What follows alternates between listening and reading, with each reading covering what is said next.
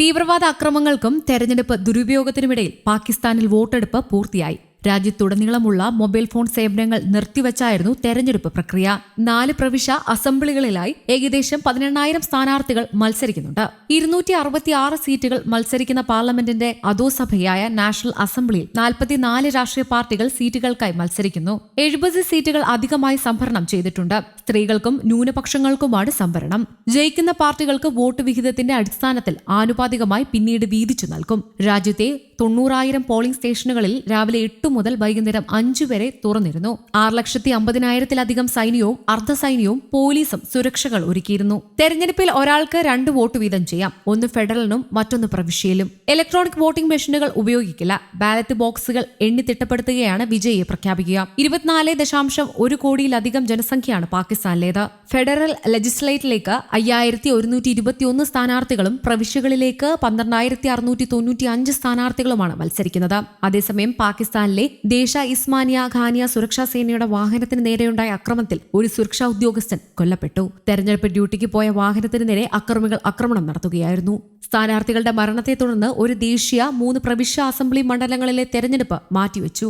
ബുധനാഴ്ച ബലൂചിസ്ഥാനിൽ നടന്ന 2 സ്ഫോടനങ്ങളിലായി 26 പേർ കൊല്ലപ്പെടുകയും നിരവധി പേർക്ക് പരിക്കേൽക്കുകയും ചെയ്തിരുന്നു. പാകിസ്ഥാൻ പൊതുതെരഞ്ഞെടുപ്പ് പ്രവചനാതീതവും കൃത്രിമവുമാണെന്ന് പാകിസ്ഥാനിലെ മുൻ ഇന്ത്യൻ ഹൈക്കമ്മീഷണർ അജയ് ബിസാരി പറഞ്ഞു. തെരഞ്ഞെടുപ്പിന് ശേഷം പുതുതായി തെരഞ്ഞെടുക്കപ്പെട്ട പാർലമെന്റ് പ്രധാനമന്ത്രിയെ തെരഞ്ഞെടുക്കും. ഒരു പാർട്ടിക്കും ഭൂരിപക്ഷം ലഭിച്ചില്ലെങ്കിൽ ഏറ്റവും കൂടുതൽ നിയമസഭാ സീറ്റുകളുള്ള പാർട്ടിക്ക് സഖ്യ സർക്കാർ രൂപീകരിക്കാനാകും. എന്നിരുന്നാലും ആഭ്യന്തര അശാന്തി കൈകാര്യം ചെയ്യുക, കടുത്ത സാമ്പത്തിക പ്രതിസന്ധിയെ അഭിമുഖീകരിക്കുക, അനധികൃത കുടിയേറ്റം കൈകാര്യം ചെയ്യുക എന്നിവയുൾപ്പെടെയുള്ള ശക്തമായ വെല്ലുവിളികൾ വരാനിരിക്കുന്ന സർക്കാർ അഭിമുഖീകരിക്കും. പണപ്പെരുപ്പവും ഏകദേശം 30% കുതിച്ചുയരുന്നു. കഴിഞ്ഞ 3 വർഷമായി രൂപയുടെ മൂല്യം ഇടിഞ്ഞു. കൂടാതെ ഗണ്യമായ ബാലൻസ് ഓഫ് പേയ്മെന്റ് കമ്മി ഇറക്കുമതി നിർത്തിവെക്കുന്നതിന് കാരണമായി. ഇത് വ്യവസായിക വികാസത്തെ സാരമായി തടസ്സപ്പെടുത്തി. രാത്രി ഏറെ വൈകി ഫലങ്ങൾ അറിഞ്ഞു തുടങ്ങുമെങ്കിലും നാളെ രാവിലെ മാത്രമേ ചിത്രം വ്യക്തമാകൂ. സൈന്യത്തിന്റെ പിന്തുണയുണ്ടെന്ന് കരുതപ്പെടുന്ന പാകിസ്ഥാൻ മുസ്ലിം ലീഗ് നവാസ് ജയിക്കുമെന്നാണ് വിലയിരുത്തൽ. പ്രവചനങ്ങൾ ഫലിച്ചാൽ നവാസ് ഷെരീഫ് 4ാം തവണയും പാക് പ്രധാനമന്ത്രിയാകും. നവാസ് ഷെരീഫിന്റെ മുഖ്യ എതിരാളിയും മുൻ പ്രധാനമന്ത്രിയുമായ ഇമ്രാൻഖാൻ ജയിലിലാണ്. ഇദ്ദേഹത്തിന്റെ പാർട്ടിയായ പാകിസ്ഥാൻ തെഹ്രീക് ഇൻസാഫ് പതിവ് ചിഹ്നം ലഭിച്ചിരുന്നില്ല. തെരഞ്ഞെടുപ്പ് കമ്മീഷൻ ഇത് നിഷേധിച്ചിരുന്നു. അതുകൊണ്ട് തന്നെ സ്വതന്ത്രരായിട്ടാണ് സ്ഥാനാർത്ഥികൾ മത്സരിക്കുന്നത്. ഇമ്രാൻഖാൻ ജയിലിലായതുമൂലം നവാസ് ഷെരീഫിന്റെ സാധ്യത വർദ്ധിപ്പിച്ചേക്കും. ബിലാവൽ ഭൂട്ടോ സർദാരിയുടെ പാകിസ്ഥാൻ പീപ്പിൾസ് പാർട്ടിയും രംഗത്തുണ്ട്.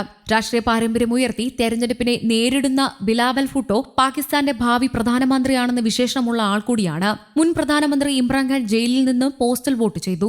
അഡ്യാല ജയിലിൽ നിന്ന് പോസ്റ്റൽ ബാലറ്റിലൂടെയാണ് ഇമ്രാൻഖാൻ വോട്ട് ചെയ്തത്. വോട്ടെടുപ്പുമായി ബന്ധപ്പെട്ട 76 പരാതികളെ ലഭിച്ചിട്ടുള്ളൂ. ECP വക്താവ് പറയുന്നതനുസരിച്ച് മിക്ക പരാതികളും വിവിധ പ്രദേശങ്ങളിലെ രാഷ്ട്രീയ പ്രവർത്തകർ തമ്മിലുള്ള ഏറ്റുമുട്ടലിനെ കുറിച്ചാണ്. അതേസമയം ഫോം 45 കൈപ്പറ്റാതെ പോളിംഗ് സ്റ്റേഷനുകൾ വിട്ടുപോകരുതെന്ന് മുൻ പ്രധാനമന്ത്രി ഇമ്രാൻഖാന്റെ PTI അനുയായികളോട് അഭ്യർത്ഥിച്ചു. പാകിസ്ഥാൻ തെരഞ്ഞെടുപ്പ് കമ്മീഷൻ പറയുന്നതനുസരിച്ച് ഫോം 45 എണ്ണത്തിന്റെ പ്രസ്താവന എന്നാണ് അറിയപ്പെടുന്നത്. മത്സരിക്കുന്ന ഓരോ സ്ഥാനാർത്ഥിക്കുമുള്ള സാധുവായ വോട്ടുകളുടെ എണ്ണവും എണ്ണത്തിൽ നിന്ന് ഒഴിവാക്കിയ ബാലറ്റ് പേപ്പറുകളും കാണിക്കേണ്ടതാണ്. വോട്ടർമാർക്ക് മെസ്സേജ് വഴിയാണ് പോളിംഗ് വിവരങ്ങൾ ലഭിച്ചത്. ഓരോ ദിവസവും ശരാശരി 1.5 മുതൽ 2 ദശലക്ഷം സന്ദേശങ്ങൾ ഇലക്ട്രിക് വാച്ച് ഡോഗിന് ലഭിക്കുന്നുണ്ടായിരുന്നുവെന്ന് മുഖ്യ തെരഞ്ഞെടുപ്പ് കമ്മീഷണർ പറഞ്ഞു. News desk Kerala Kaumudi.